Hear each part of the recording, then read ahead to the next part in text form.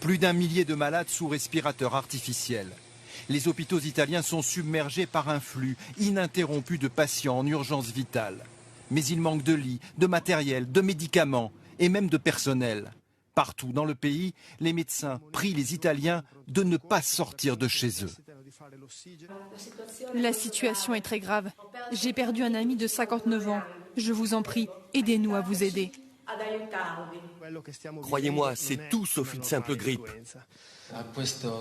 C'est très dur pour nous les médecins. En restant à la maison, vous limiterez la contagion et vous nous permettrez de secourir le plus de personnes possible.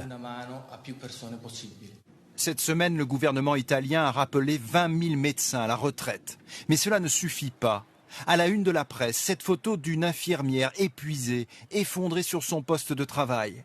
Elle est devenue le symbole d'un système sanitaire en déroute.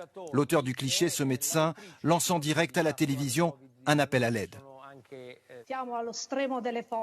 Nous sommes au maximum de nos capacités physiques et mentales. Aidez-nous. Les hôpitaux sont arrivés à saturation.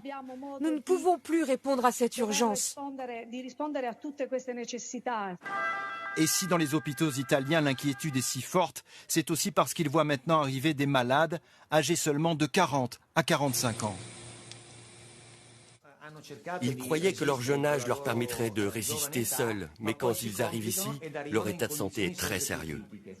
L'Italie appelle à l'aide, mais son salut ne viendra pas de l'Europe.